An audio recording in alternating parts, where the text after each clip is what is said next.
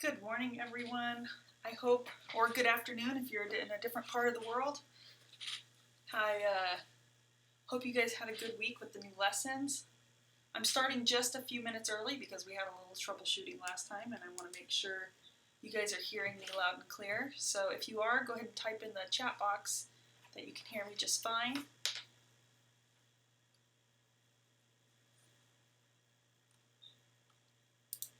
And I did message a couple of you, and I left a message on the chat board on our forum about troubleshooting during live stream. If you're having a pixelated image, then you want to make sure you either try refreshing the page, or there should be a setting where you can control what quality level. YouTube has like a little cogwheel over the video, so if you're having trouble, it could be that yours is selecting a low resolution. So you might try checking that and make sure you're close to your router if you're using wireless. Welcome, Marianne. Great, yeah, you guys can tune into each other's critiques, no problem. Hi, Tammy. Hi, Kathy. All right, so everyone can hear me just fine.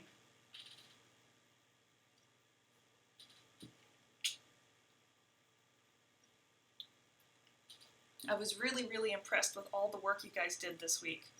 I know it was kind of an intense week, a lot of video to watch, and also quite a bit of work to do on the paintings.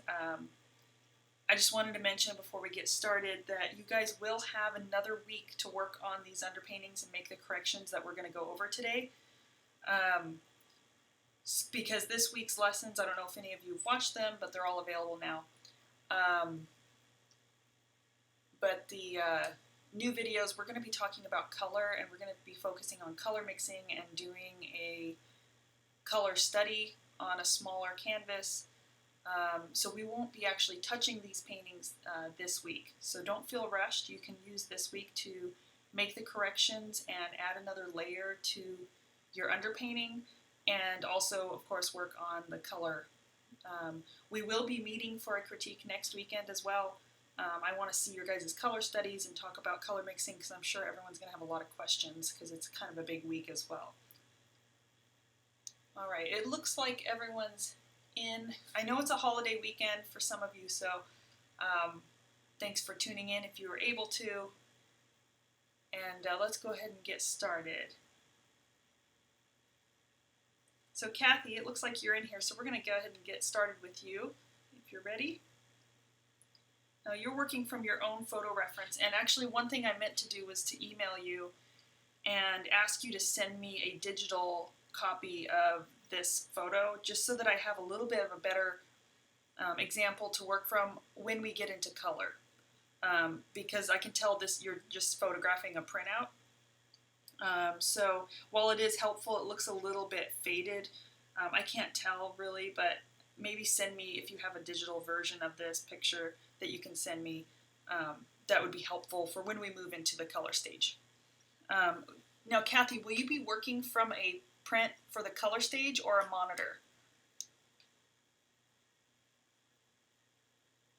Because if you work from the print, your colors, of course, might be a little different, and there's going to be some variation across monitors, and we'll just kind of do our best to make sure we get good photos.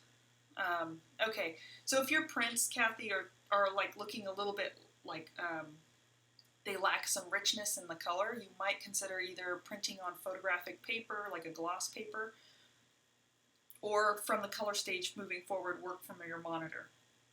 There are some benefits to working from a monitor, and that's what I often do when I'm working.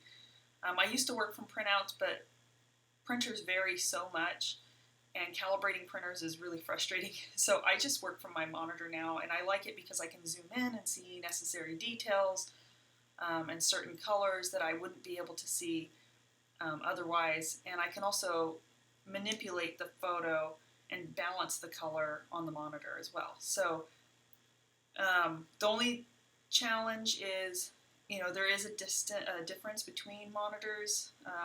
Now, I will be editing your guys' reference and doing the live stream on an iMac. I don't know if that's going to make a difference, but I find that their color's pretty balanced. So just make sure your monitor is pretty balanced as well if you can, just so we don't end up with these big differences in. And you would be able to tell because the live stream is very, very close to what I'm seeing on the iPad. So if you submit a color picture next week, and you're noticing on my monitor it looks very different from what you're working with, just make sure you tell me, and I'll manually adjust in here until it's closer to what you're seeing. That's the only challenge with working long distance like this. So, all right, so you have a really nice start here. And I know you had some questions about locking in the likeness, and there were a few things you wanted to work out. So I'm going to go ahead and get to that. Hi, Susan. Hi, Ben. I'm trying to catch up. Hi, Linda. Welcome, everyone. Okay, so the way I broke these down is drawing edits, so that's corrections to the drawing, and then tonal edits, which is suggestions for building a second layer of tone into your painting and refining some of the form a little bit. So here are just some lines where I think there's a few slight differences.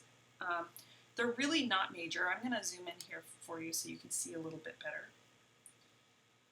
One thing I noticed was with her eye, let me move that, was that they just feel a little bit wider and more open than hers feel. And let me try and pull up,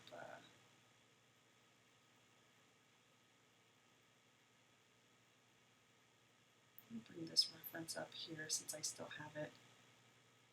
I'll shrink it down.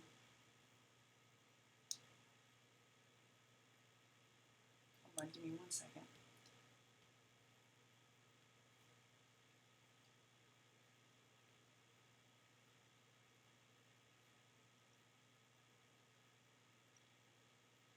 Zoom out here so I can see what I'm doing. Okay, so I just wanted to bring this in a little closer so we can see the shapes of her eyes.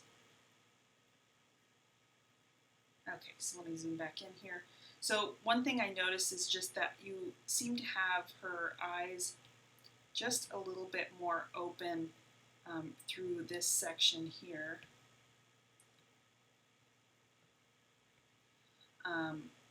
Right in here, and it's just making her look a little wide-eyed. Now, while she has very round, kind of almondy eyes, I do sense that they're a little bit more closed.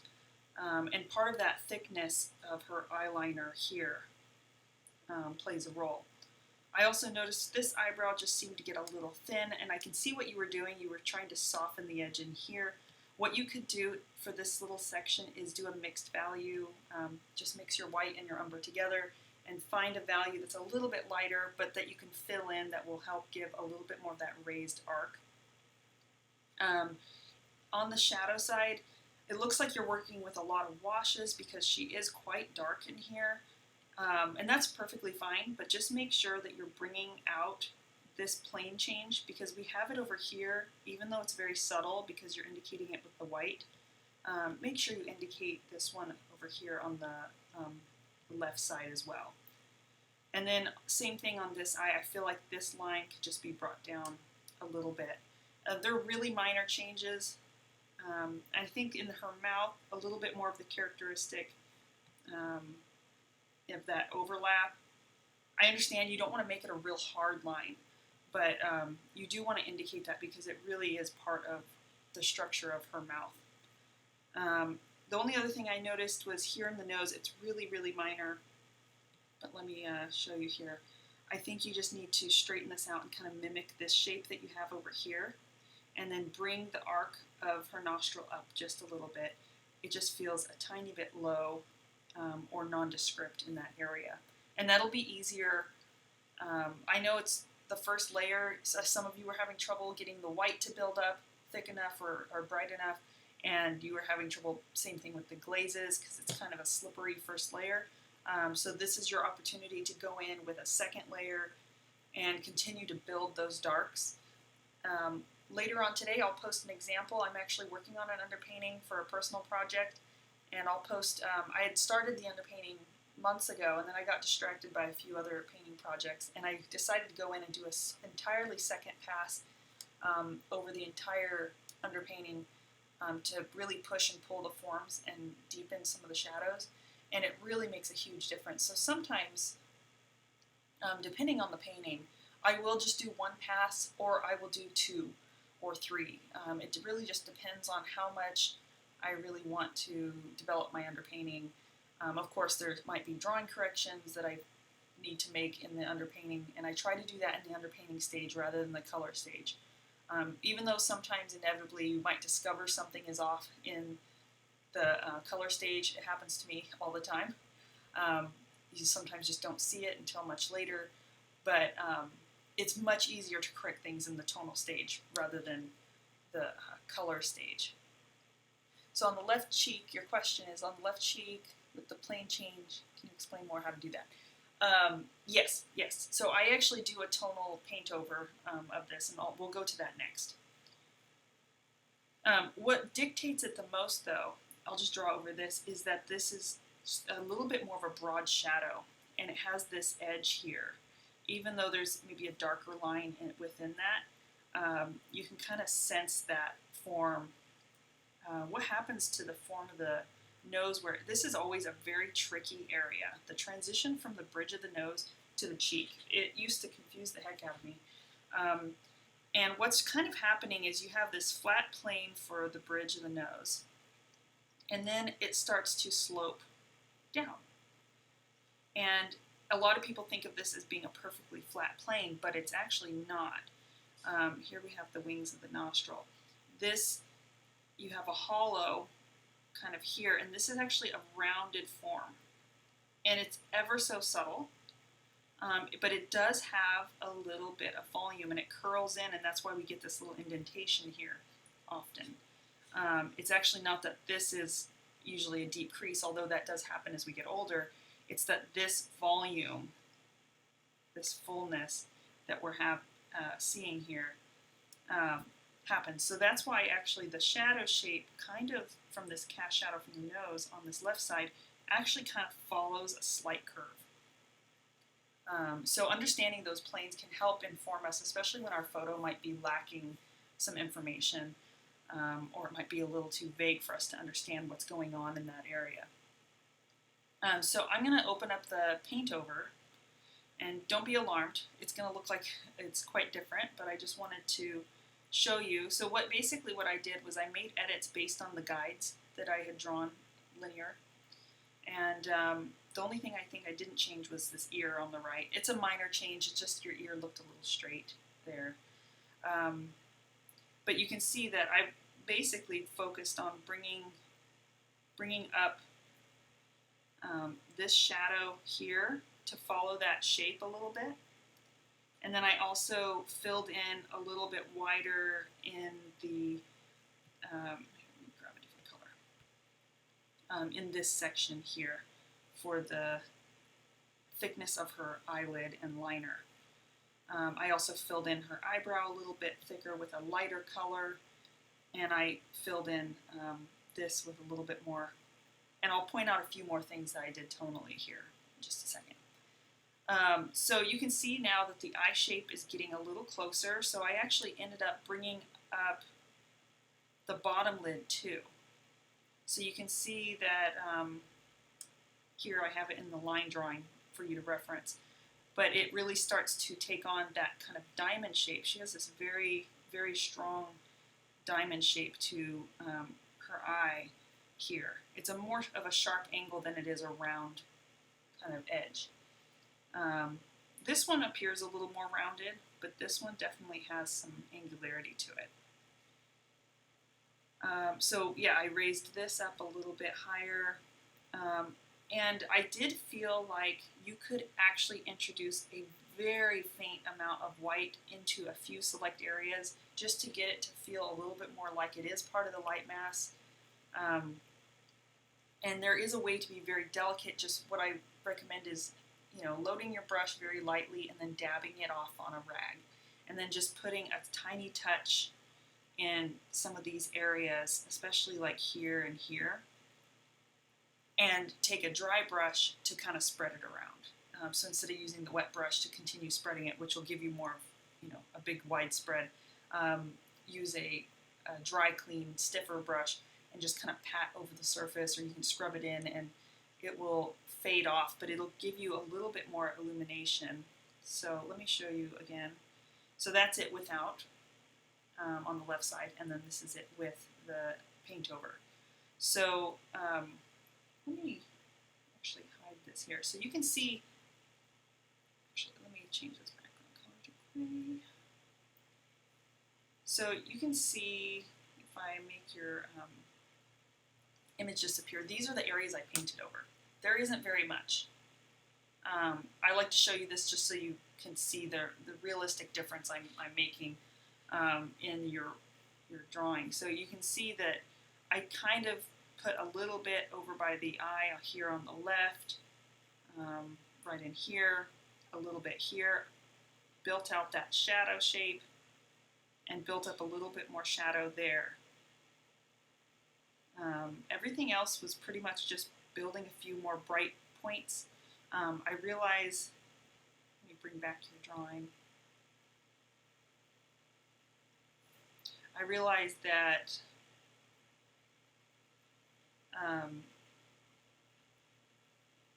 I lost my train of thought. I realized that it might look like a minor change, but it's going, and this lighting here is really, really soft across the form on the photo. Like on here, it's, at least for me, it's kind of hard to see where those bright points are, but I think where I detect them the most is kind of in these areas here, in the planes that I know your light source is coming from this direction. So you're going to want to build those just a little bit more, and I see this kind of light shape there on the chin. So those are the ones you're going to want to build up a little bit just with a second coat, and it won't take much. Because without it, what happens is the whole face feels too evenly lit, and we don't sense enough of the planes in the portrait. So sometimes we have to exaggerate just a little bit. And they're there in the photo, it's just not as high contrast or real obvious where those highlights sit. So do you have any questions? That's pretty much it.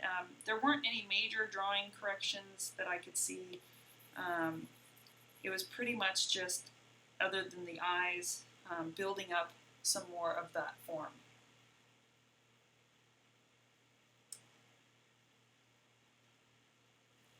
The only other area I actually built up a little bit more white was actually in the teeth. And don't overdo it. It's really easy to, and I can see why you left it more of a shadow tone. But when you squint your eyes and you compare it to the skin tones, it should be just a little bit brighter. But that's pretty much it. I think you can go through and glaze the hair again, and I would start to, as you start thinking about background, if you're going to leave it a lighter color, you're going to want a softer edge along the hair. You don't have to paint it in the underpainting, although sometimes a little bit of a glaze overlap can help to build that transition. But when you definitely go into the color stage, you will want to have at least a little bit of background color, and we'll talk about that next week. But as an option, you can go through and just soften a little bit of these edges along the outside of the hair. And then I would add maybe a little bit of white down in the chest, and just a little bit more form modeling in the neck. I know it's kind of vague in the photo, but I see a little bit of a light shape here, and there's a little bit of a dark in the pit of the neck here. So I would kind of build a highlight here.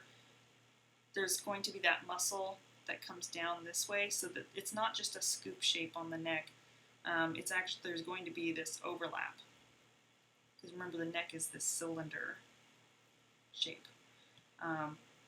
And the mastoid muscle comes in like this, and it's not real, again, she's very soft in her neck, but you can see this little light that kind of rides up, and a little bit of a mid-tone that comes in there.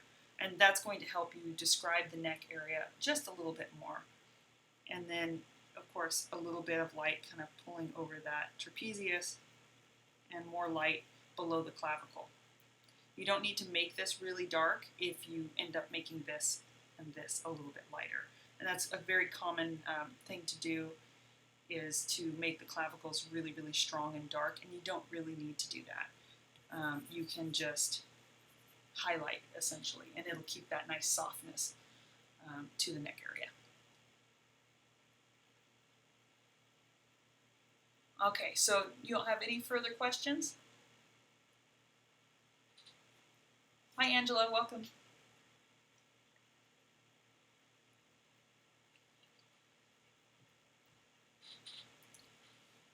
Well, this is looking great, so just keep working on it. Like I mentioned earlier, for those of you who are just tuning in, we have all week to work on these edits and do a second layer on your underpainting.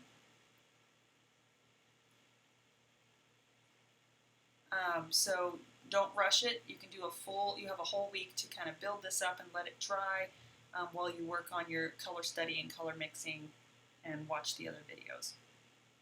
All right, great work, and I will send you an email with the paint over and also the lines at the end. Okay?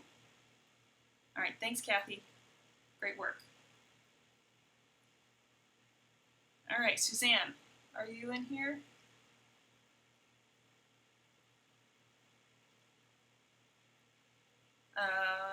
I know a lot of people couldn't make it today, so, and that's perfectly fine.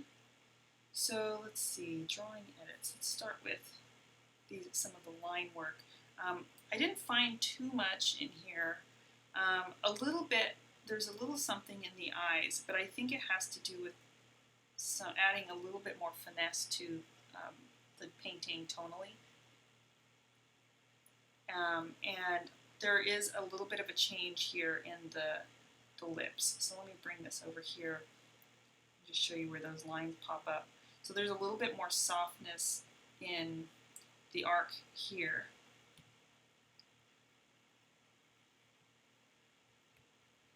Right in here. And then her mouth felt a little bit short. So I would extend just a small amount to the right and left. The only other thing that I found was here in the eye on this shape.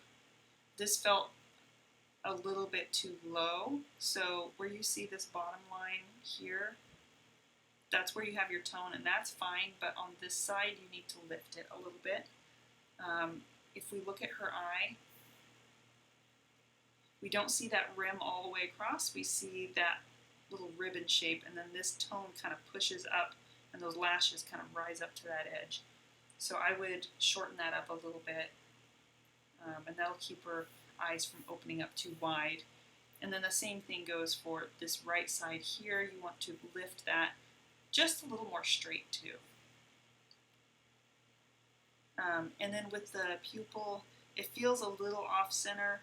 I know it's really tough to get in there, but you want to maybe narrow and make sure this is more elliptical,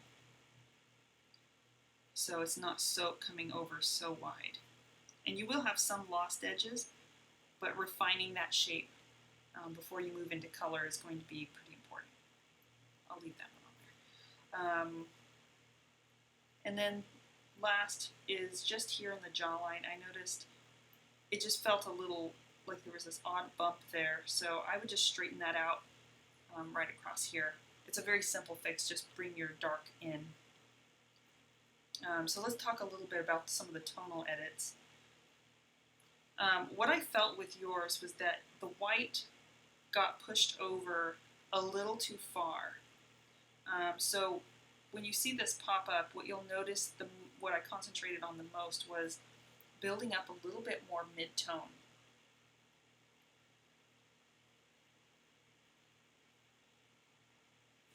Right there. It's hard to see my cursor, Linda.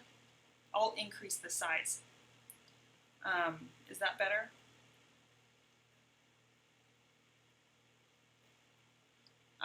To answer your question, Marianne, I'm using Procreate. It's a sketching and drawing app on the iPad. Okay, so you can see that building up some more of those midtones across here will help round out her cheek, because when they are gone, we have a lot more of a sense of a hard edge. And then I just shifted, according to the line drawings, the position of the shadow underneath the eyes. I rounded out her lip a little bit and softened this edge here. I noticed that in a lot of paintings, the upper lip was very hard, and this is something that it's kind of a fine balance. You want it to be clear where that edge is in some areas. And I'll just point out for everyone, typically your harder lines are towards the outer corners because the lip is starting to curl under, and we get a little bit more of an abrupt edge there. But as the lip builds out in fullness through this section, through the Cupid's bow, we actually end up with more volume there and a softer edge here. Even though you might end up with a strong, sharp highlight above the lip, you will still have areas where there's this softness or a lost edge where the light kind of spills over and illuminates a little bit on the lip. So just pay attention to those edges in the mouth. It can make a big difference, and that goes especially true for the bottom lip. So you can see, like here, I just softened up some of the edge work, actually on the left side here, where there was a stronger line. I just built up a little bit more of an opaque tone. So when you guys are making some of these edits, there's a couple of different ways you can go about it. You can go through and glaze.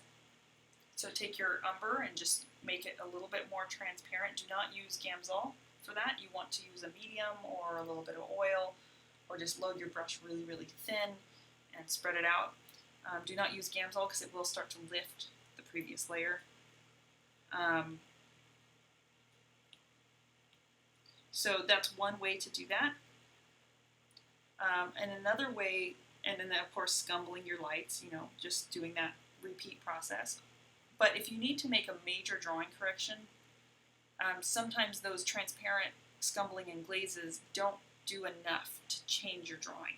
So what you might end up doing is mixing a value that matches what you want for that area, and then lightly scumbling that over. You don't want to apply it real thick and heavy because it's going to suddenly look gray.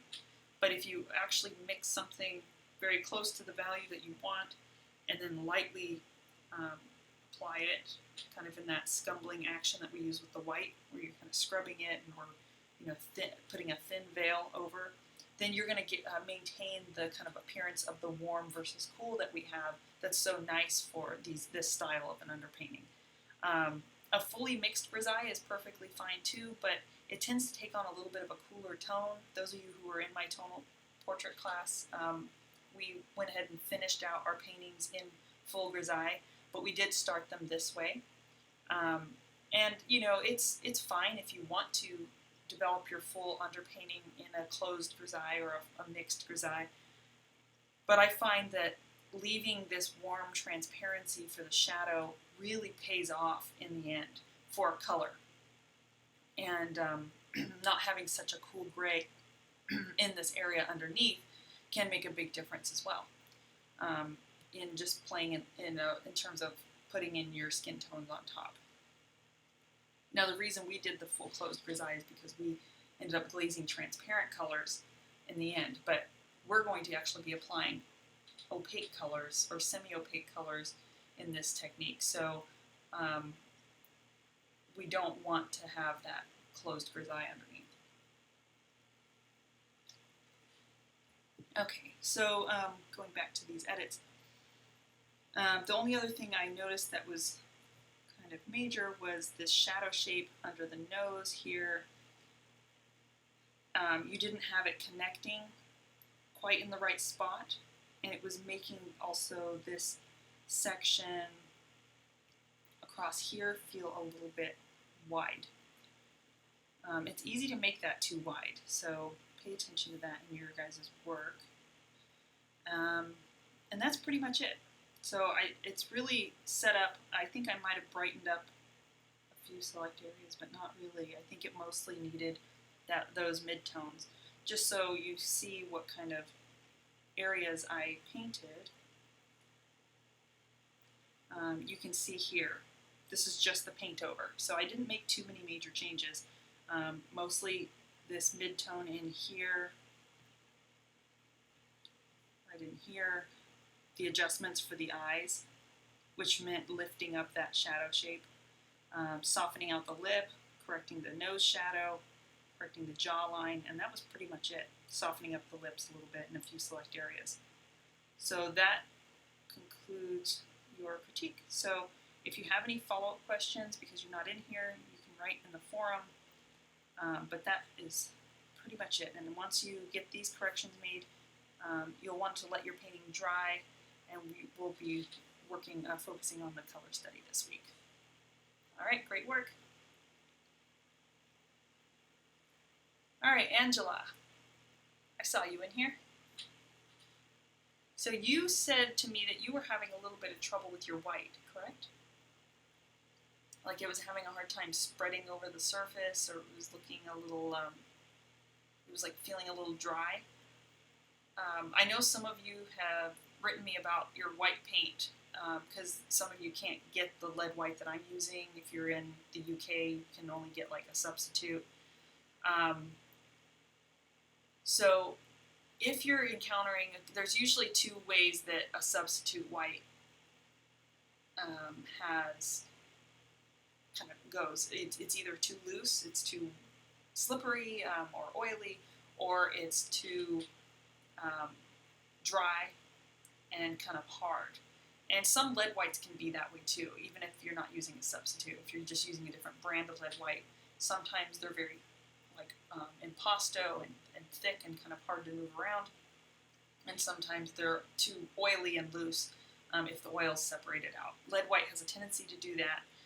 So just so that you maintain some consistency throughout your working process, if you squeeze out your lead white or your lead white substitute and it feels way too stiff and it's fighting you in terms of being able to scumble, add a drop or two of linseed oil until it reaches a little bit more consistency of like titanium white.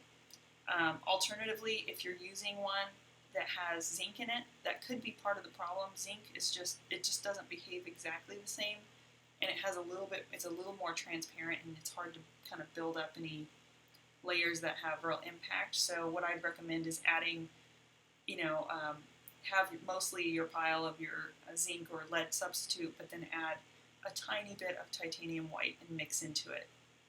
The reason we don't use titanium white in our underpainting is, one, it takes too long to dry, but the other reason is that it is so opaque that getting those delicate turns with the scumbling technique we use is really tough to do. It's also a cooler white, so it creates a little bit more of a bluish cast when you do this. So if I ever have to resort to using titanium white in a situation like this, I usually mix it with another transparent white. And then I will also add a very, very small amount of yellow ochre to the color to warm it up. Not very much, it should be barely noticeable, it should just feel like more of a buttery white. So those are a few things you can do if you're having trouble with your paint being a little stiff and you want a little more flexible workability. If your oil is too loose, I know another student reached out and said he squeezed out his lead white. Actually, I think it was more than one person. Lead white. They actually got the Rublev lead white that I use, and it was so oily and slippery that they were getting streaking. That can happen inside lead white tubes, especially with natural pigments, because they don't use fillers, which is a lot of the issue with quality artist paints versus student grade paints, is that they use fillers instead of using just pure pigment, which you're getting more bang for your buck if you're getting more pigment, and it's also more stable and archival. However, because they don't have those additives and stabilizers in the paint, sometimes you get a little bit of oil separation. So if you're using a Rublev tube of lead white, whether it's lead white number 1, 2, or if you're using a Flemish white, one of the tricks is to store your lead white tube cap side down. So you want the opening for the cap to face down. And what that's going to do is force the oil not to the top of the tube where you're going to end up squeezing it all out, but it'll force it to the end of the tube. You could, and I usually switch mine. Like every day I'm in the studio, sometimes I'll have it cap side up and sometimes cap side down, and that helps keep the oil distributed evenly throughout my tube of paint. Because the opposite can happen, all the oil can rise to the other end, and then you're going to have hard spots in your tube. It's a little bit of an issue sometimes, but I really haven't had too much trouble.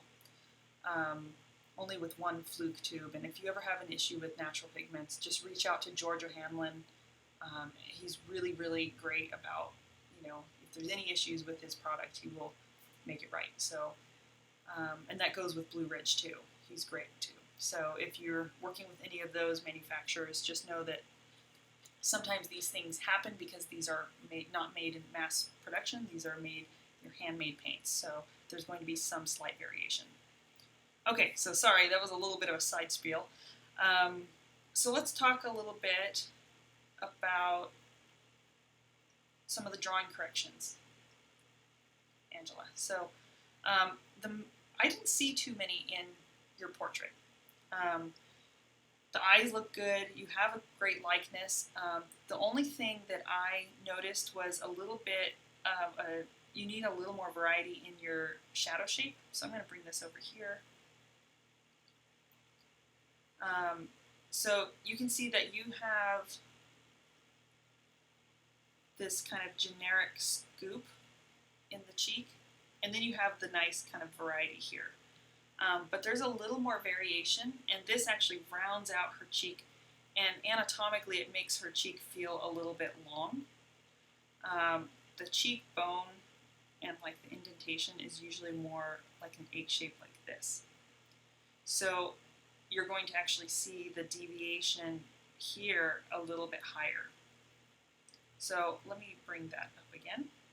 So also this part starts in maybe a little bit too far to the left. So what I would do is open this shape up here and then start to vary your shape here. It's not a huge difference, so you'll pretty much just be opening it up here and here, and then you're going to be pulling up your tone in a few areas, and I would bring this down and open up her chin a little bit longer because it feels a little narrow there. On the left side, I felt like there could be a tiny bit more width. Here is the line for the cast shadow. Well, this part comes in and it's part of the cast shadow. But here's where I see the edge of the face. And it's not by very much, but if you push out your white and just a thin scumble, it should help open up and get her face shape a little bit more. And same thing, because you're bringing up this part of the chin, you're going to want to drop this area down a little bit.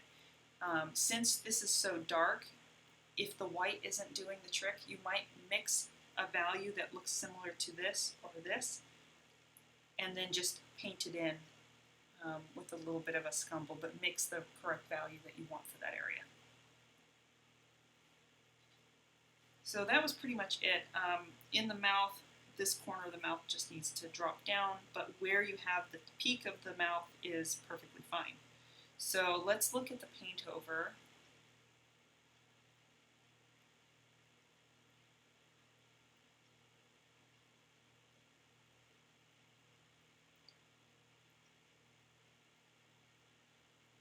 Okay, so let me get rid of these lines here.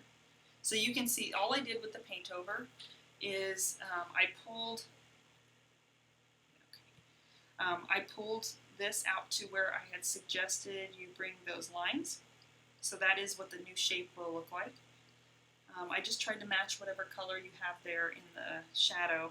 There's a little bit of glare on the canvas. Don't worry about it. It's just part of photographing on canvas. And then I would work on building a little bit more of a gradual tone shift the form there, because it feels a little abrupt and hard. And we really don't want this. We want the shadow shape to be obvious and clear, but we also want to have that tone roll. So you might need to glaze a little bit leading out from this once you get the corrected shadow shape. And that might mean making the core shadow a little darker so you have a little bit more range to work with.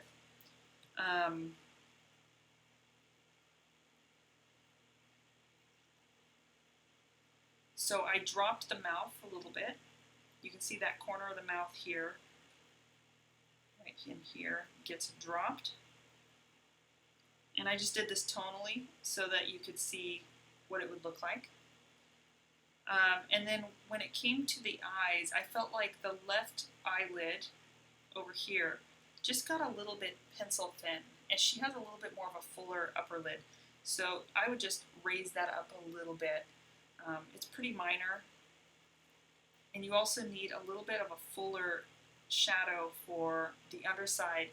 Part of it is cast shadow, but part of it is also that underlid. And if you can't fit that much detail in the underpainting, it is kind of tough. We can kind of describe that in color a little bit more later, but just kind of mask that as part of the shadow mask. There were a few subtle things, like in here, there's a little bit of light that creeps in. And I created a little bit more of a shadow on this part of the eyelid. And then there's this little light shape. So I would just work on softening that. And when you mix up the tone, your transition tone for in here, I would carry it up into there as a scumble, just to soften that edge, because it was a little hard. Let's see what else was there. And then this was just widened using a scumble of white and adjusted that shadow shape. And then I would also scumble just a little bit of white on that bottom lip. So it's a couple of minor changes, but they will add up and you'll capture more of her likeness. Just really quick, I'll show you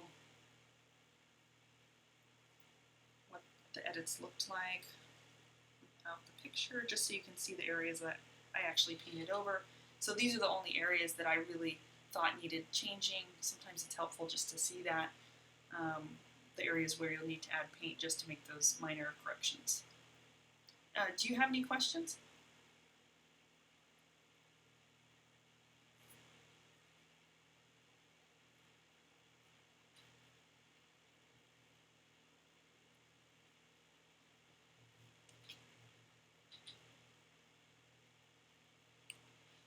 I love natural pigments too, Tammy. I just saw your comment. I don't use all of their colors, but there's certain ones that I definitely get from them consistently. Especially their lead white. I mean, that's the main one. And I'm really grateful that we can get it here in the States. I know some areas you guys can't get it because of other laws and that sort of thing with lead. And it's really unfortunate because there's nothing like it. And it's one of the most stable paints you can paint with in terms of archival quality. If you are selling, that's something I wanted to mention. I know this class is focused on, you know, we have people in here, some of you in here are professional artists already, and some of you are just consider yourself beginners. But it doesn't matter kind of where you're at. You want to think about the longevity of your painting. And for now, it's okay if you just kind of make do with whatever supplies you can get. But if you are having to use a pigment that uses zinc as a substitute for something like a lead white, if you look on the back of any tube of paint, it should tell you what codes, pigment codes are in there. It'll say like PB, then it'll have a number. you can actually look up what those are and see what they are. If it doesn't say zinc and titanium, it'll say 2 codes for like the pigment. And so you can look those up, just type them in Google and then write in like pigment code. And you can see if there's zinc in your pigment that you're using or whatever. And some brands, unfortunately, use a lot of it. And the problem with zinc, while it's okay for learning, when you need that transparent white, the problem with zinc is that it is known for cracking. And in historical paintings that employed the use of zinc, they are cracked severely and you'll get flaking. And so if you're planning on selling your work to collectors, just keep that in mind. And I would steer you away from using zinc. There's a couple of mediums you can use to give you the feeling of lead white. One of them is called Velasquez medium by Natural Pigments. That one will give you kind of that ropey and a little bit more transparent consistency.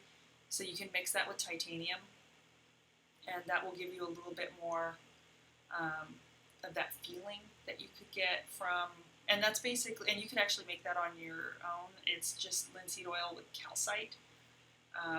You can look on Natural Pigments and they tell you everything that's in there. They're very transparent about what's in their paint, so, and their mediums. So you can even reach out to George, and if you can't order his supplies from him, he might be able to tell you how to make some. If you guys aren't a member on Facebook of the group Best Painting Practices, I recommend you join it. That is the group moderated and run by George O'Hanlon from Natural Pigments. And if you ever are having technical issues with paint peeling or cracking or varnishing or anything like that, look through some of the posts there. It can get a little political on there sometimes in terms of like, everyone has an opinion on how things are done, archival or non-archival, and he will delete your post if you're giving out bad advice because he really wants it to be a reliable resource for artists to go where you can get good information that is scientifically solid for professional artists on materials and that sort of thing. Yeah, Tammy. Unfortunately, it's true. And when I was taught, I learned from a lot of different artists, but I also learned a lot of techniques that were not very sound. And I've had to adjust my practice a little bit. And that's just something that a lot of artists they're never taught. So it's kind of like the trail of knowledge that gets passed down is just inaccurate, or they were never taught about thinking about conservation. And I was very fortunate to study with Adrian Gottlieb, and he was very much a stickler about painting archival, still is. And so I got a lot of that information from him, and his go-to when he has a question is George O'Hanlon, who's an enormous resource, and he offers that information completely free. So if you guys aren't familiar with the group Best Painting Practices, look them up on Facebook and join the group. I've gone there when I've had issues. I had varnished a painting and it dried all streaked, and it was a commission, and I was totally freaked out because it was a new satin varnish that I'd never used before. And so I was able to go there and get some feedback. George O'Hanlon. Who? I studied with Adrian Gottlieb. He was one of the artists that I studied with, and he's located in Los Angeles. And he does offer workshops still in his studio. Gottlieb is Gottlieb. So, but like I said, his resource is George. So whenever I've even gone to Adrian with questions, and he says, go ask George, because that's who he goes to. So anyhow, let's move on. Sorry, I didn't mean to go on another tangent. But yes, thinking archival is important, especially as you start considering yourself, more of whether or not you consider yourself a professional artist, it is important to pay attention to those materials and the things that you're using. And as you start to sell your work, you're definitely going to want to pay attention to those things, because the last thing you want is someone coming back to you years later and the painting's falling apart. And it's happened. Or there's some issue happening. These things do happen, so just make sure that you're putting in the best materials that you can afford and a sound technique. Okay. All right, so, sorry, I forgot who I clicked on. Susan, right? Yep, Susan. Are you still with us, Susan?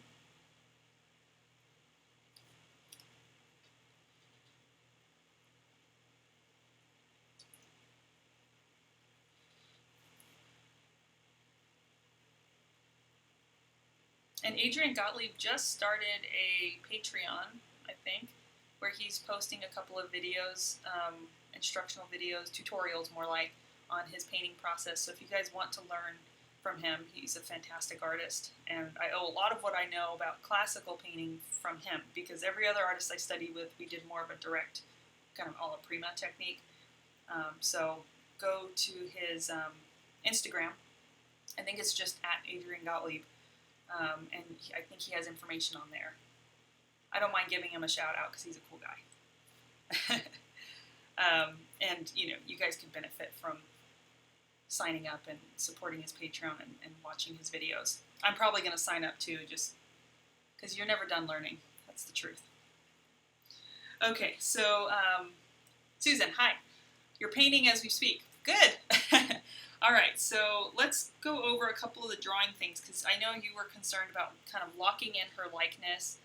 And so let me pull this up a little bit closer. I know these lines are a little bit hard to see, so let me duplicate that layer. Okay, so one of the things that I noticed the most was actually in the mouth. So the mouth needs to actually come up, it looks like, on the right side. So just a little bit, and then this side needs to come down. And it's really, really minor, but I know that you are really concerned about getting closer to the likeness. You have a beautiful portrait as it is, but if you want to capture a little bit more of her, I think the key is really in the lips there. It looks like it shifts almost a little bit, like the right side, or the left side shifts down, the right side shifts up just a little bit. What you do have in the right spot is that bottom lip shadow. And let's look again. I would just concentrate on getting that little dip that she has here, maybe a little more pronounced.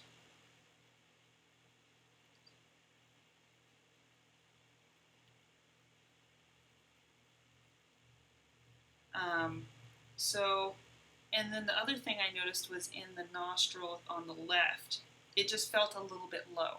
So I would bring, oh, you already moved it up a bit. Okay. Yeah. So just check yours with the edits. And if you want me to take a second look at it, like in the middle of the week before we begin the color stage for, you won't be doing that this week, but just post it in the forum and I can take another look.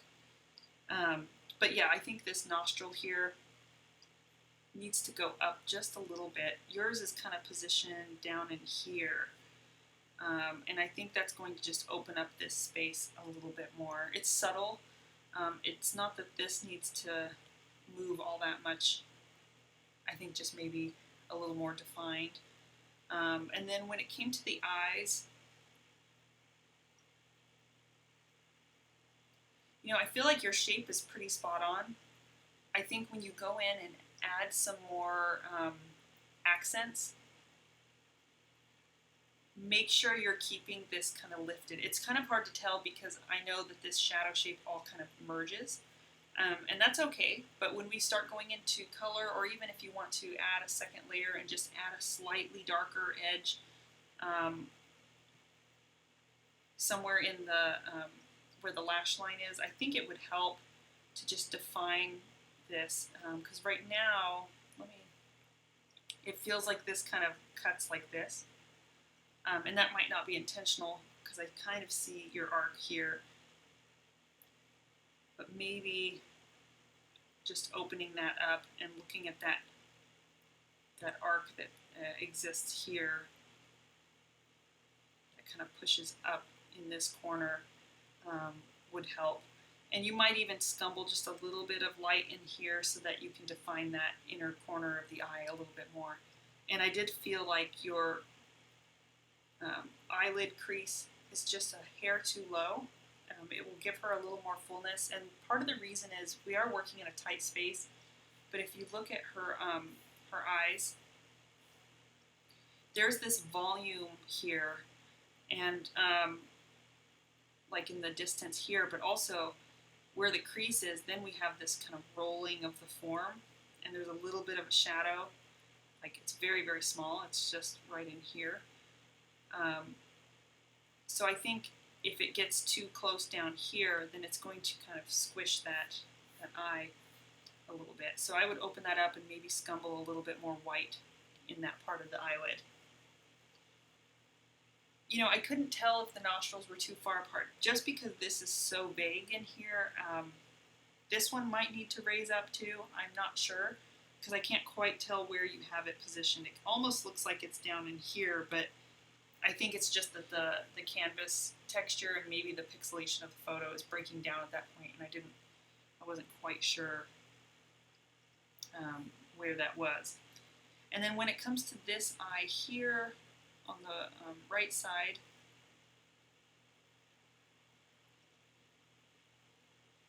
I felt like it could actually open up a little bit for the whites of the eye, or that rim, sorry, not the whites of the eye, but the rim for that lid, just where it catches a little bit of light. So just drop that down and make it a little more clear. You can just scumble a little bit of white there over there, and that'll do it.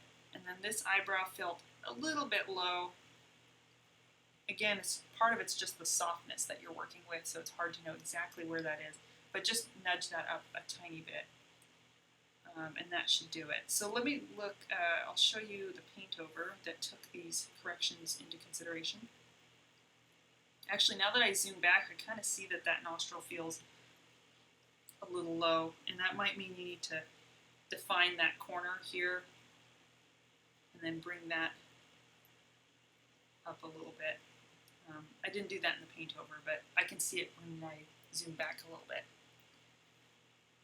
So let's do that again with the paint over. So you can see I just lifted this corner here through the arc here, because it does kind of open up more on her,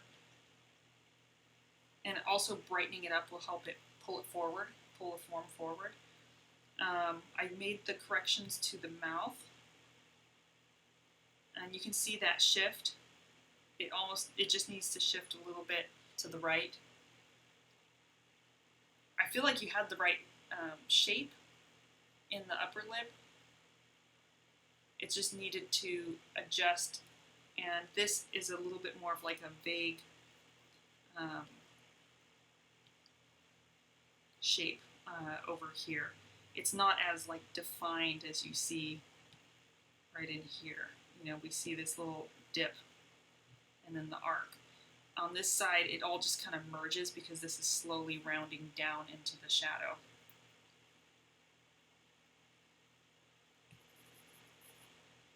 Let's see, what else? I opened up this eye just a little bit on the white of the eye right here.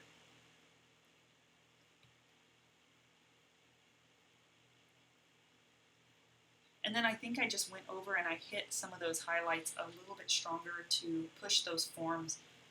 You can do a second stumble. I feel like you have plenty of mid-tone, so if you just hit those areas, here I'll show you with this.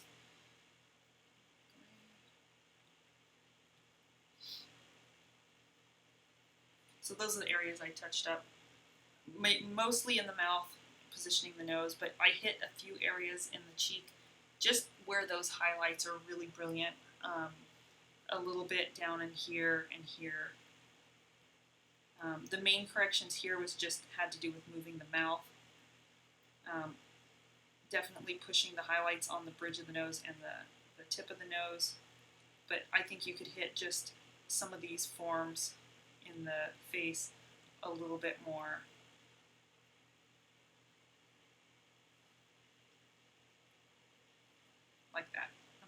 Do you have any questions, Susan? Sounds like you've already made a lot of the changes. So if you see anything that's different in your painting now, or you're still struggling, just send me a new picture and I'll do another comparison. Oops, wrong picture. There we go.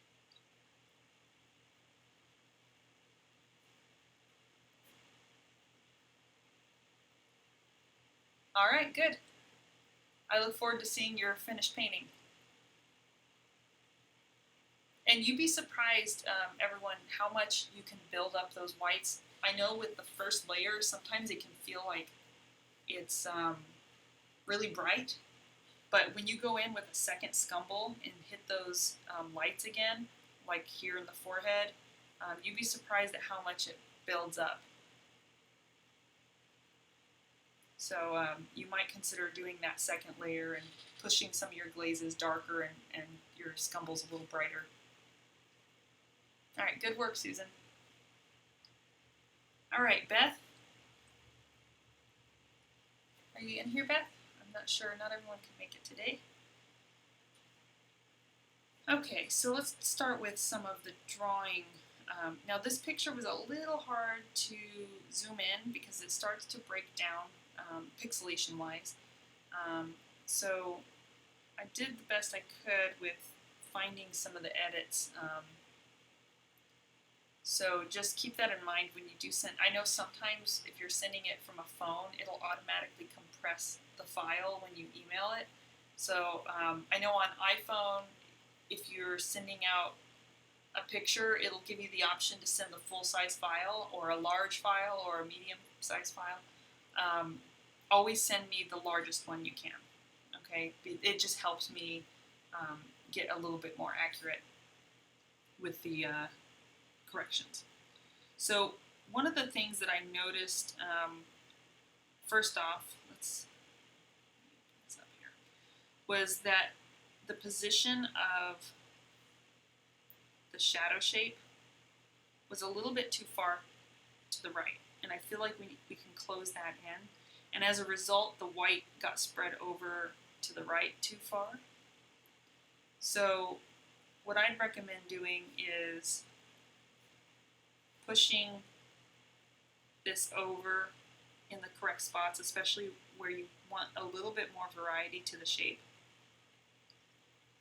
And then work on glazing transitions across, and I'll talk a little bit more about that during the tonal edits. But this is where that shadow shape edge should be approximately. With the eyes, I did feel like they felt a little wide and a little skinny in height. So what I suggest is actually opening up and rounding out this bottom lid and shortening up about to here from the inner tear duct. And the outer edge of her eye should end just a little bit past the iris. So maybe this ends up just part of the shadow. Same thing goes with this eye, not nearly as much, but you want to cut that little section off, so you would just carry your white over. And then I would raise this up because this is getting a little too open. And this line should sit kind of above that diagonal there. So just make sure that you're raising this shadow up a little bit. There will still be a light line, but you're going to bring that shadow up a little bit with the glaze. Moving into the nose, a little more variety to the shape, so let me move this here. So you can see that you do have this curve here, but you just have it a little bit large through this section. So I would push this over and make the bridge of the nose a little bit more narrow before you open up for the ball of the nose, that shadow shape. And then bring in your shadow a little bit lower here. And just as a general rule, in the shadow shapes of the nose, you don't want any real bright lights because it's going to flatten out that nose. So I would just do a very light glaze of the umber over that just to knock it back. a little bit. You want that shadow mask to feel kind of unified. When it comes down to the mouth, pretty much everything was in the right spot except this corner, and this corner could drop just a little bit, but where you have the crease seems pretty good. I would bring the white up to meet that crease and don't have a double shadow here. And that's pretty much it. So let's go into some of the tonal edits.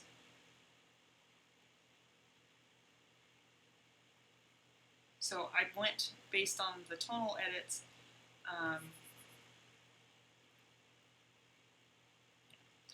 Make sure I wasn't erasing the wrong layer.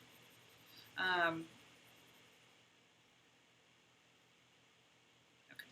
So with the tonal edits, let me get rid of this here.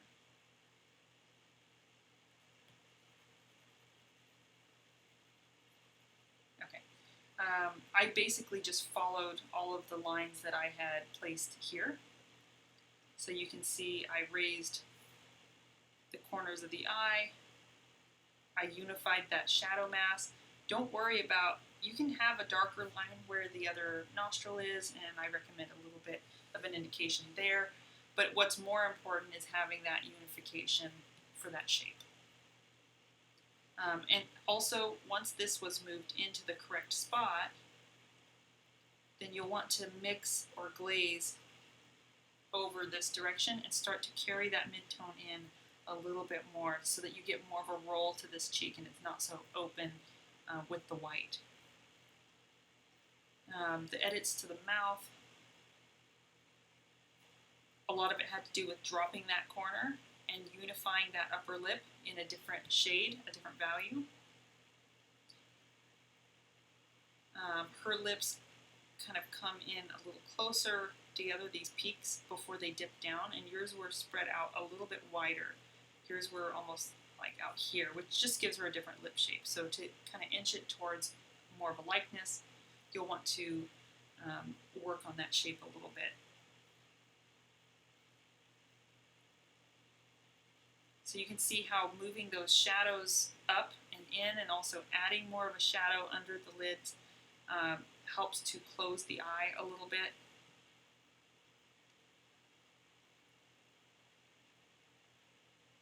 And I also moved this shadow edge here because I had to move the tear duct in. So I had to open up this shadow shape a little bit more to get the correct lid shape.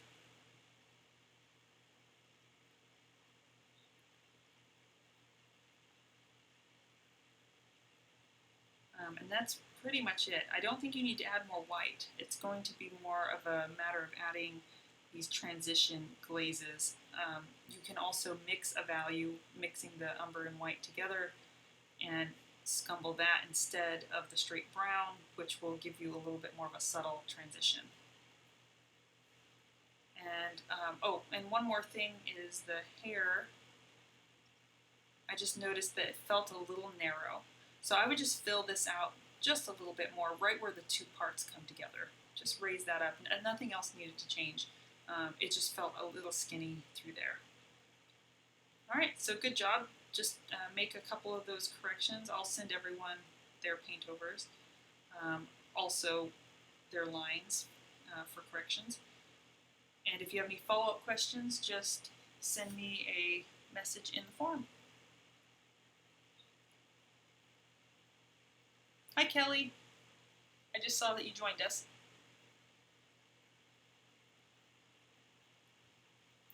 Okay. That was Beth, right? That we just did? Okay. Just making sure. All right, Susan. I'm not sure if you said you were able to make it. I think you were going to have to watch later, so I'll just jump right in. But if you're here, just say hello.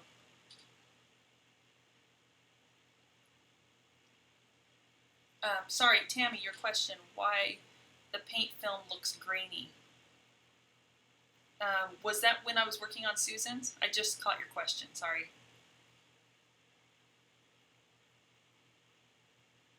I believe Susan's canvas or panel has a bit of a tooth to it, a little bit of texture.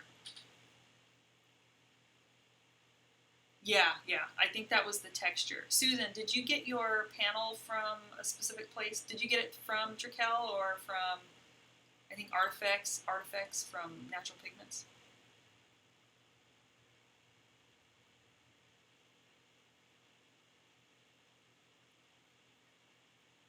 I'm not sure if Susan's still in here. So, yeah, sorry, Susan. Yes, you. Your panel was a little bit textured, correct? Because Tammy was asking, I just caught her question, but she was asking if it was why it was grainy.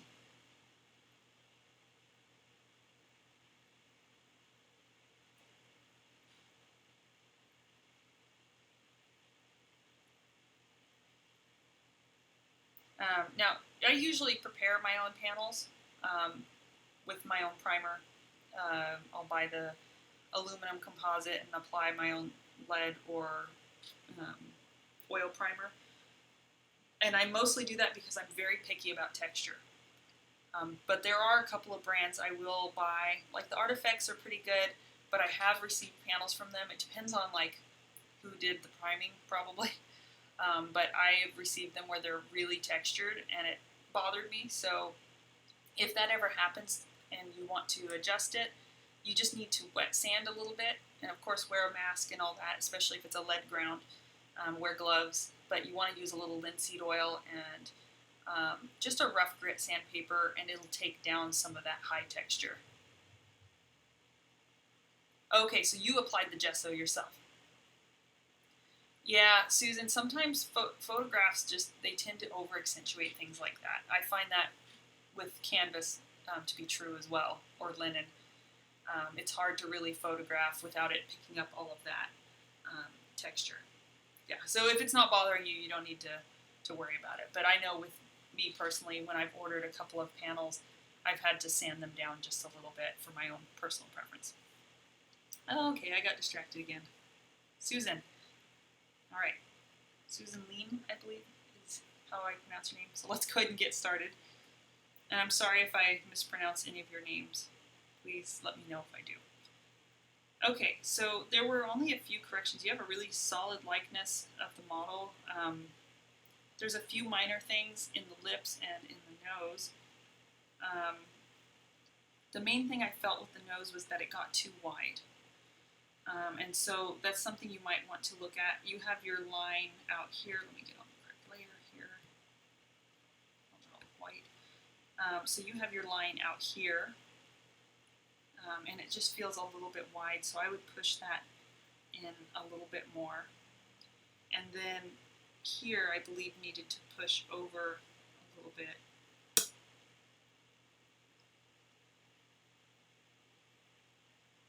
think it needs to come down and show a little bit of an overlap. And then here, I would just shorten this up a little bit so it doesn't drop down so low with that overlap of tone. With the lips, I think the peaks are just a little far apart. They're going to sit a little bit more like right there on the model. But I think I did that in the tonal portion. So other than that, it's pretty close. This eye looks almost like it's looking over this way rather than up. So I would just be careful. Maybe this needs to come up, and then make sure you put that reflected light tone like you have in this side. And I think that'll help define a little bit more of where she's looking. It's a real minor thing, but I sense it when I zoom out a little bit more. But I think I did most of the edits in the tonal stage, so let's go ahead and jump to that. So one of the things that I changed was I felt like you had a lot of white and your painting is plenty bright enough. So what actually needs to happen is more of a transition coming out of that shadow, because this edge is very sharp, and that's okay. We do want our shadows to be defined, but I feel like you could extend that glaze over just a little bit to help transition over and create a little bit of a softer edge, and that is especially true here as that rolls towards the temple. And there were a few other areas I had softened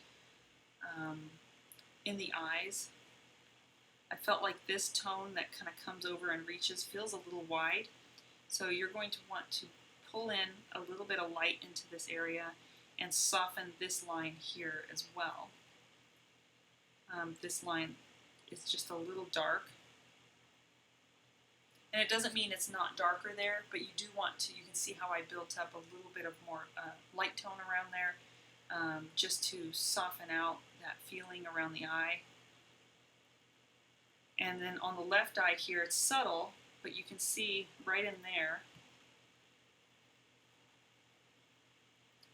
at the corner of the tear duct, all I did was define the dark of the tear duct a little bit more and dropped it down a little fuller. The biggest changes that I made were to the nose. It had to do with the width here that I'm sensing. If you look on the model, compare the tear ducts to the corners of the nose. They might not line up perfectly, but you'll see a little bit more of a relationship. And I think if you just push this white in, you'll narrow that nose, and then you're going to push the dark in, and it'll narrow this side. I feel like the nostrils are pretty good where they're positioned, the opening to the nostrils.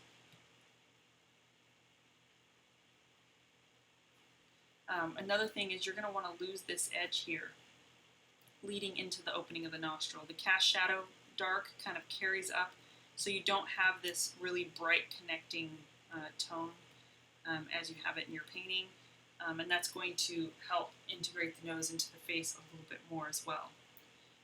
Looking at the mouth, the main change I made was just taking a soft tone and bringing these arcs together a little closer. So yours were kind of sitting out here, so the peaks should be sitting a little bit closer together. And then I dropped this shadow a little bit lower because her lip was just a little skinny on the bottom. And you want to make sure you don't have a hard line around this whole edge. Look for those areas where the light or shadow carries over and you get a lost edge. And even still, this lip is rounding down. It should have a little bit of a softer edge there. So you can see that difference there. And rather than just having this as a line, try to think of it more as a tonal mass. Beyond that, it was just building up these transitionary tones. I think I put in a little bit in here to transition the nose.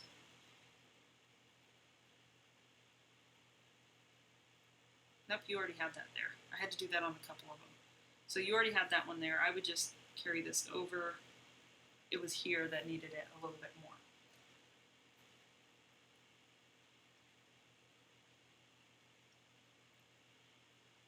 So that was pretty much it, but you can see those differences, those little changes really add up. And if you have any follow-up questions, you have a nice painting, and I think you're pretty much ready to go once you add a little bit more of those midtones. Those of you who are going to have a darker background, that is totally up to you. You can have it this value, or you can have it lighter, or you can have it darker. But those of you who will have it a little bit darker, and if your mid-tone or your imprimatura tone was a little bit lighter, then you might consider glazing over that one more time with the umber and making it just a shade darker. That way, this dark tone, when you do apply it, isn't fighting that light tone underneath. All right, so that's it. If you have any follow-up questions, just post them in the forum, and I look forward to seeing your painting. All right, Kelly.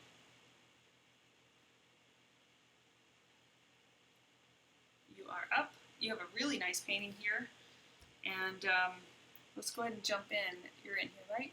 I think I saw you jump in earlier. Let's talk about some of the drawing edits first. There really weren't too many. There were just a few minor ones I saw first off, the width of the nose here, just bring it in a little bit more narrow. Look at where it lines up with the eye. And then I think her lid here got a little bit narrow.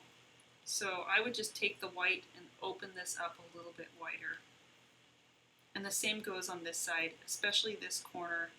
It kind of opens up and then the lid compresses here because she's looking off this direction. So I would just take a little bit of white and push that scumble up just a hair. When it comes to the mouth, you pretty much had the position on this side correct. Even along here, it feels pretty good. But I just left the line there so you can kind of see where it is. And then it does need to drop down a little bit lower because your corner of the mouth is up here. And once you drop that down, you're going to kind of connect that tone.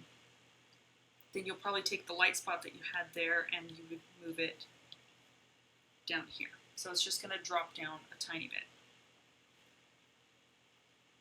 My only other major drawing suggestion is here you have the cheek opening up here, and if this was symmetrical to the face here, it would be really wide. So just bring that in, leave the lower jaw where it is, just bring this top half in. Straighten it out. It should feel almost like parallel to the opposite side of the face. So let's look at some of the tonal edits. I think what I wanted to see most of was a little more mid-tone and transition here. So let's take, and maybe, going through and darkening a couple of areas.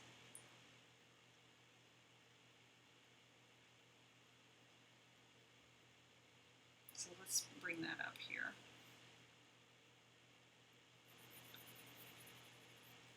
So you can see here are some of the edits, the painted over edits.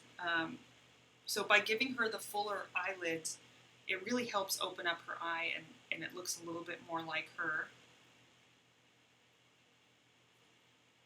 And then with the mouth, I moved this corner over here, this peak, a little bit more to the left. So you have yours kind of out here, and it's a little more broad. It should be, bring it in a little bit closer to the center. And then I dropped that corner and made it just a little bit wider. So the corner is down here now.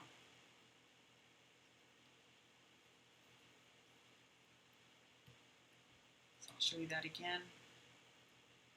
And so the big difference is really in the mouth. And of course I narrowed that nose through here as well. And you don't need a real dark line behind the nose here. You should just have a subtle mid-tone.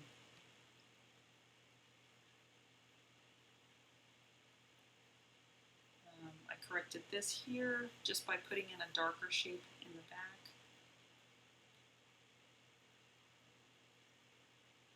And then the rest is, I just kind of brought in a little bit more of a transition tone, moving out of that shadow shape. I think your shadow shape is pretty close.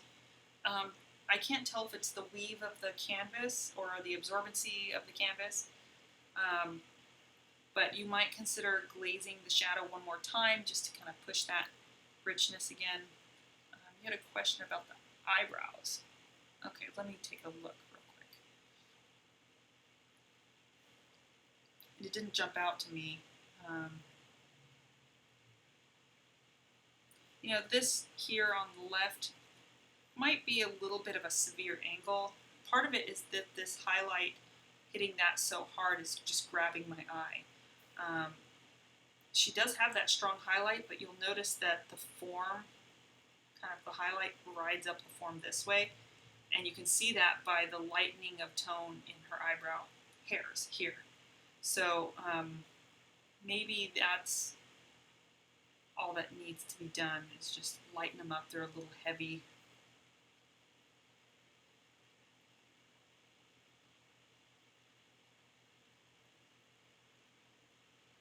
I'm just comparing where this sits to the tear duct. I think you could bring maybe a softer edge to this inner corner of the eye. It hits kind of hard here, and it might just need maybe a little bit more definition and maybe drop the corner just a tiny bit because it's sitting higher than this one by just a small amount. I know that that area is kind of hard to describe because what's happening is we're seeing this underplane, and then we have the membrane of the tear duct here catching a little bit of light. So it's kind of hard to see where the tear duct is. But that corner, that shape is kind of like that. So maybe just define that and bring it down a little bit so that and round it out so it's not so pointed. I would maybe bring it something like that. I'll add that to this layer here. Do you have any other questions? I do feel like the eyebrows are actually okay. It might just be this corner of the eye that's kind of throwing it off, and how dark they are and heavy they are. But do you have any follow-up questions?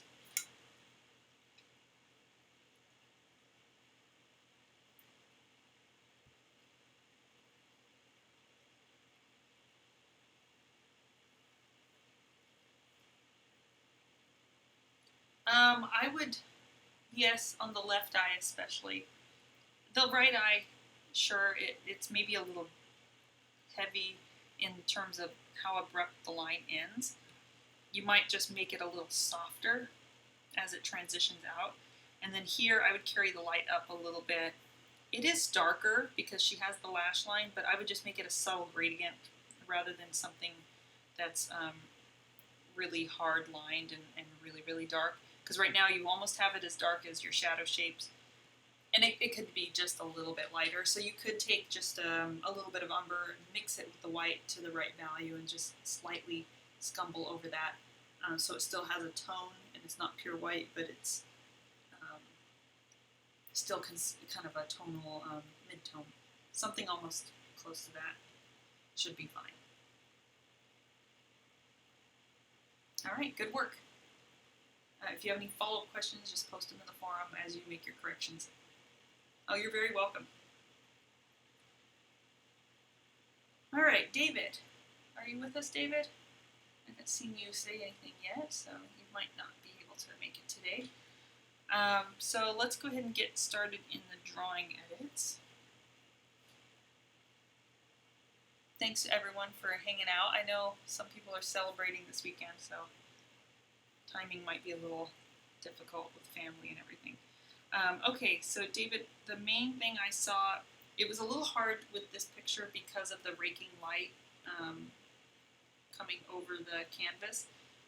If next time you could maybe tilt the canvas forward so we don't get this glare, it will make it a little easier for me to edit and see exactly where your lines are. Canvas is one of the hardest surfaces to photograph. One of the reasons I don't work on it. I find it really aggravating to try and photo. So I think what I noticed most was in the position of the height of the nostrils here. I think it needs to be brought down a little bit, and then the width of the nose, the nostril on the right, could come in.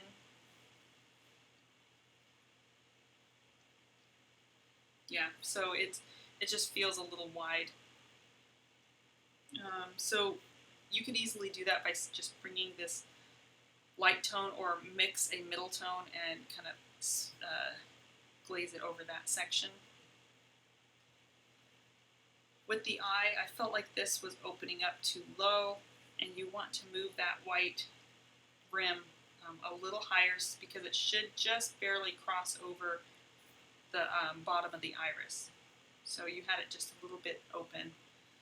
So I would bring that shadow edge up and bring the light rim up a little bit.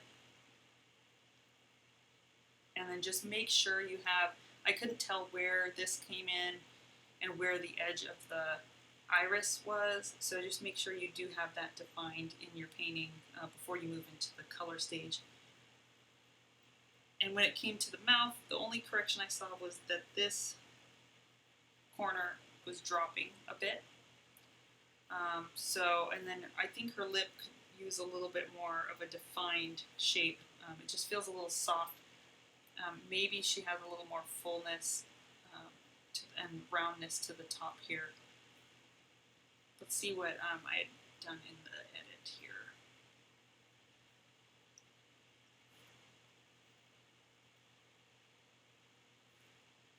Okay, so let me scoot this over. So I concentrated my edits on brightening up some elements of the face here on the left, and moving that nostril over to the left a little bit more to thin out the nose. So you can see that here. Let me draw in white.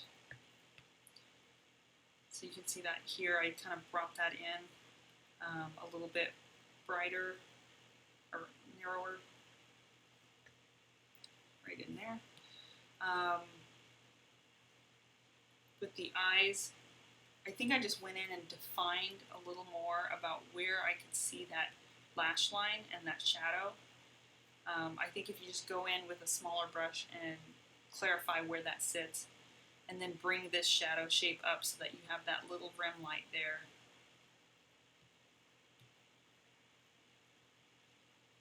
And close up that eye a little bit. And then with the mouth, it was just a matter of defining the roundness here that I felt, and then also getting that corner to sit in the right spot. It was too low before, so I just used a little bit of white scumble over where the old line was, and brought that up.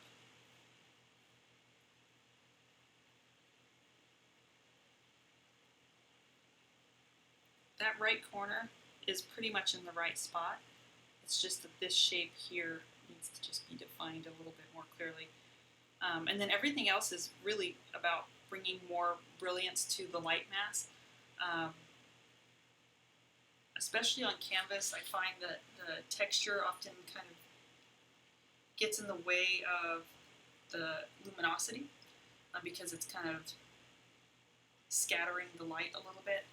So you might want to build that up just a little bit thicker. Not a real impasto texture, but just you might have to apply a little more paint than I do, because you're working on canvas, and canvas tends to be a little more absorbent than panel.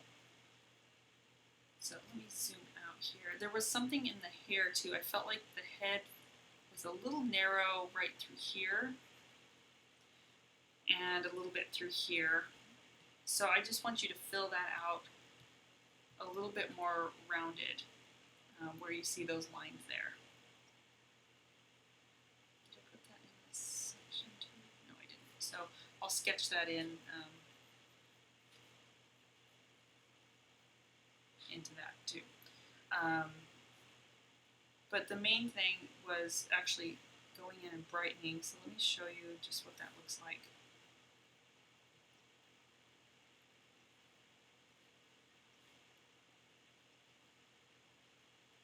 Take away the drawing here. So you can see those are the areas where I highlighted with a little bit more white. So I felt like it needed more buildup in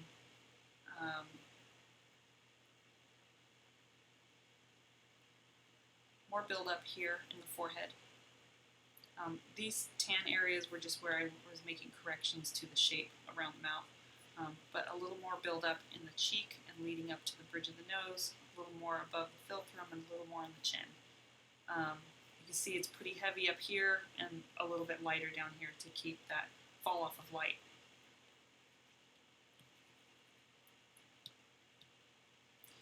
But that was pretty much it. And that will help build up a little more brilliance in the finished painting. I think your shadows are plenty dark, so you don't really need to do much more there. You have plenty of mid-tone. So if you have any follow-up questions, just post in the forum as you continue to work on your underpainting. For those of you who are kind of skipping ahead and watching this later, you will have all week to work on your underpainting, because this week, as you'll see in the new instructional videos that are up, we're going to be just doing a color study and color mixing, and I talk about maintaining your tools a little bit, and there's a lecture on skin tones. and the color theory. All right, good work. All right, Linda. Are you with us, Linda? I thought I saw you in here earlier. Thank you for hanging in.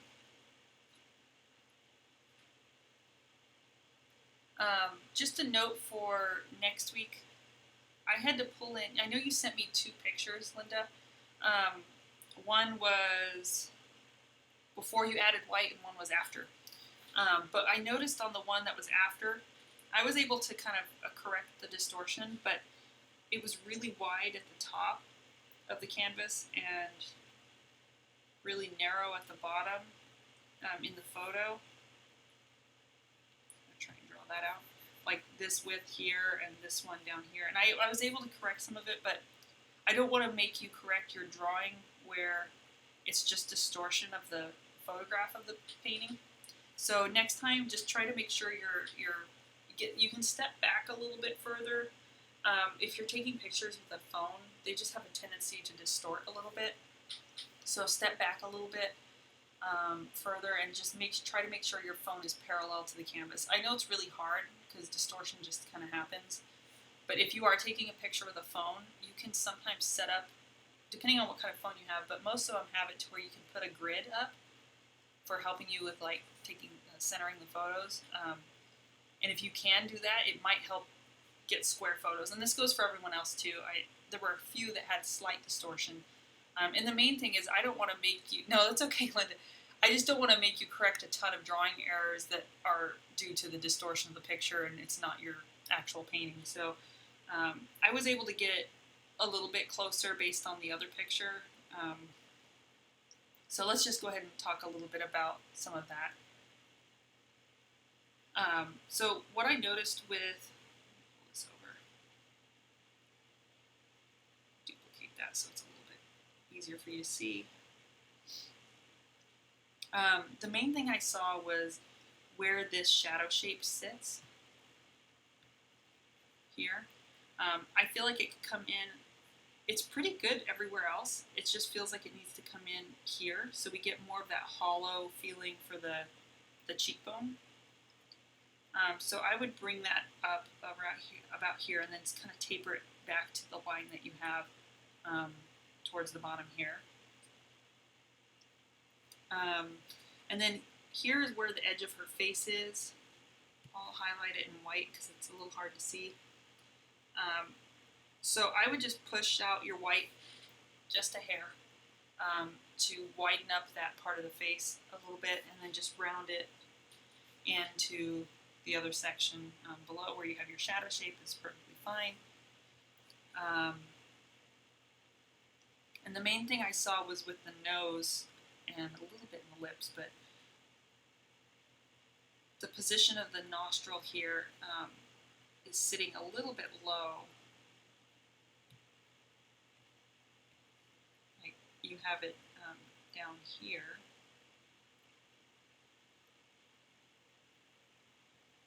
And it should be sitting up there. So just, I would start, it's a pretty easy fix because you have your shadow shape for the most part in the right spot. All you need to do is raise this up here so you get this nice shape and open up this side here. So you're going to open up that with the white, raise the dark into here. And then once you're working within the shadow shape, you can go in and glaze a little darker. This whole cast shadow is pretty dark anyway, so you can just add a little bit more dark there and up here for the nostril, and it should push everything into the right spot. And this nostril, you have it positioned down here. You just need to raise that up a little bit, and where you have your opening to the nostril here is right where the wing of the nostril ends, right in there, where that tone should kind of end. Let's take a look here. I think with the eye, the only thing I saw, oops,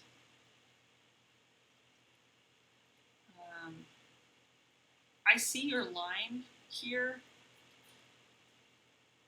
I think you just maybe keep in mind that that's all going to get a little bit darker. And I would raise your lid up a little higher, the crease for the lid,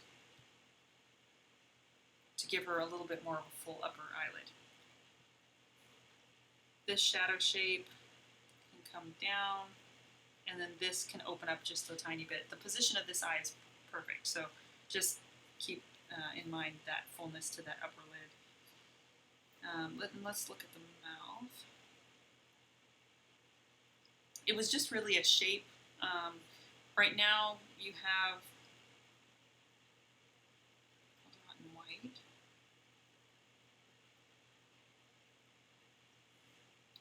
So right now you have your point over here, and it's a little off center. So you have your Cupid's bow kind of sitting down here where you have the white, and it should be a little higher right there, and a little more centered below the nose. And that could be because your nose was kind of pulling off to the right too, and so you shifted the mouth over. The corners and the overall width of your mouth is good. I think this corner just needed to drop down a tiny bit. I think yours is right there. And you might need to raise that up a little bit. I think your line, let me check here. Yeah, it was really kind of vague where the line is that you have for the mouth. So I would just define that a little bit more clearly.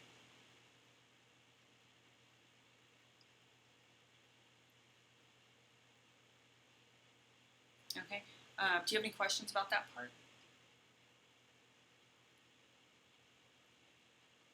So we can go into the tonal edits. Most of those edits were having to do with correcting the nose and that shadow shape.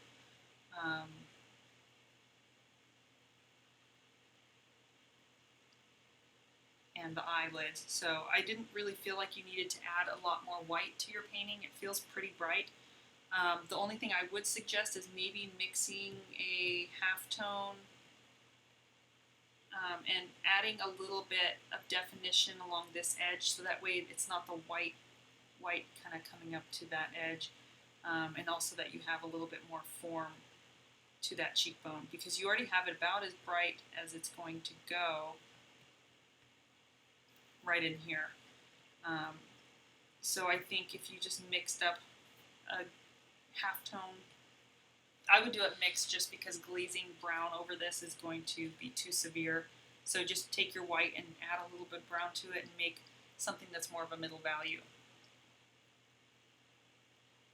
Yes, so you can see here, and to answer your question, should you glaze in the mouth more? I think the shadow upper lip portion, especially on the right side, definitely could use a little bit more of a defined dark. And the opening of the mouth, like the crease of the mouth, should have a very clear edge. You might even add a little bit of white to the bottom lip in a thin scumble to help that bottom lip protrude a little bit more. Most of that change that you see has to do with the nose as far as the drawing changes. Everything else is just building up a little bit more tone across here, mostly softening that edge. So when you bring that shadow edge over to the right spot and fill in some of this section, you might take, again, mixing a half-tone value, or you know, something in between this and this, or you could just feather your glaze out along this edge and look for where it pulls and connects a little bit. She has a little bit more here. She has a little bit coming down this way. Now this tone here and a little bit along the edge of the nose is the same tone that I would recommend you use here. Just, it would help you make the drawing corrections a little better than just scumbling, to mix up a little bit of a middle value that would serve as that transition. It's okay if it looks a little bit grayer than some of the other tones, because it's such a minimal area that you're adding it, and it's in that halftone cool zone anyway. Let me see if there's anything else. yeah, that was pretty much it. So it mostly the drawing corrections. I don't think you might anymore. Oh, and in here, I forgot to paint this in. Just work, same thing as you do along this edge. Work in a half tone that helps soften out that transition across the temple. I know it is a little more sudden, but it should have a little bit of a broken, soft edge there. And then in the neck, same thing. Just pay attention to any hard, severe edges that might distract from the portrait. It's pretty easy. All you'd have to do is take some of this mid-tone and just do a little bit of a scumble along that edge, maybe even overlapping the dark a little bit, just a tiny bit, so that way it softens out.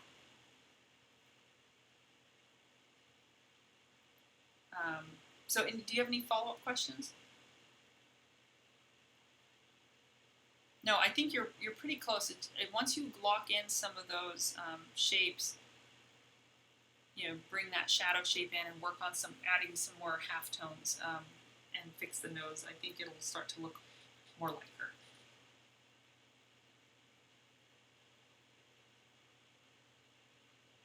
All right, so good work.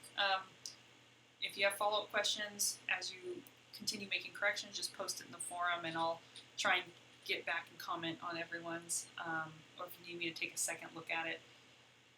I might have you guys submit these one more time next weekend in addition to your color study, especially those of you who've had to make some major changes. If you want me to take a second edit look, we can do that.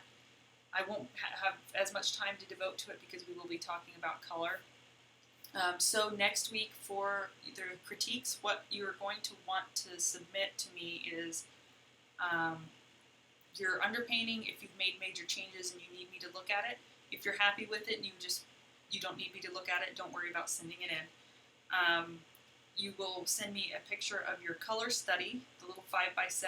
You could do it any size, but I recommend keeping it kind of small so that way you don't get into detail.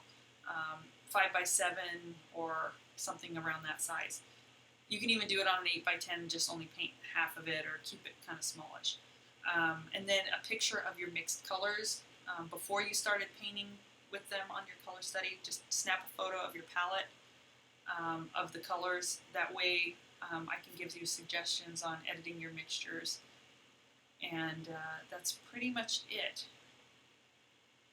I do mention this in the videos for this week's lecture, but if you are going to be working from a monitor from here forward, like once you start with the color, start working with it this weekend, or if you're going to stick with a print, make sure you have a good quality print in terms of color and stick with the print. But I'll still need, and try to make sure your print is as close to the photograph that we have here on the screen as possible, just because there's going to be certain color variations, and that's going to be the biggest challenge for us, is making sure our monitors are kind of synced, and that I'm not telling you to change major colors. And there's only so much control we have over that, but we'll try to make do and make sure I'm not giving you guys unnecessary changes. So does anyone have any general questions about the last week? Anything about the lecture or anything about what's coming up? Just type it in the chat box. Hi Randy, welcome. If you're catching the tail end of this, Randy, this will be available on my YouTube account. It usually takes YouTube about an hour to upload the video.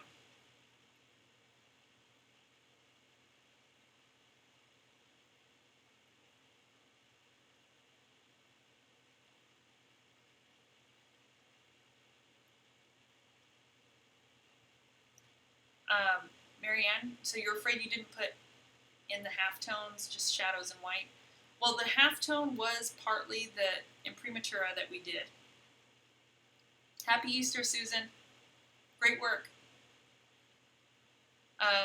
So yeah, we're gonna wrap this up here soon because I know people have holiday stuff happening. So Marianne, to answer your question, if you did the imprimatura a little pale, as you can see, there is some variety. If you look at these pictures, there's quite a range, and some of that has to do with the burnt umber you're using. Might be the photograph, but if your imprimatura, that first initial toning that we did of the canvas, is too light, you might need to glaze in more halftones. And that's okay. You don't need to mix them necessarily, but you just want that edge to be transitioned. So think of it like we're working on toned paper. So here, I'll just open up one. This tone here serves as kind of our halftone. But if you accidentally bring your light over, or if your halftone was a little bit lighter than this, you might find yourself needing to actually do the opposite, which is glaze a little bit of transition tone over. So it kind of depends on how your imprimatura turned out, how light or dark it was, and if that's the case, then you should be able to just glaze a little bit over, or if that's too difficult for you to control, you could mix a little bit of this color, your umber, with a little bit of white, but it will go more gray. You won't have this warm transition here. And that's no problem, it's just part of the technique. Did that answer your question?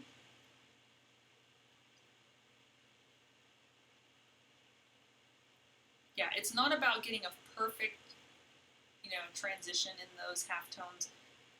You just want the edge of your shadow to be somewhat soft. That way, when we go over the top with color, you're not fighting this really harsh line where that shadow edge was when we move into the color stages. And Brandy, if yours was initially too light, then you might have to do the glazing to build up those layers and those transitions. Okay, everyone. Thank you for hanging in there today. If you have any follow-up questions, post them in the forum, and then be sure to check your student portal because all the videos are ready for the next lesson. And again, I'll just repeat one more time. You have all week to work on your underpaintings. Next week, submit to me your color study, your color palette, and your underpainting if you want me to take a second look at it before you move forward. Okay? All right, thanks guys. I'll see you on the forum this week. Have a beautiful Saturday and happy Easter, everyone.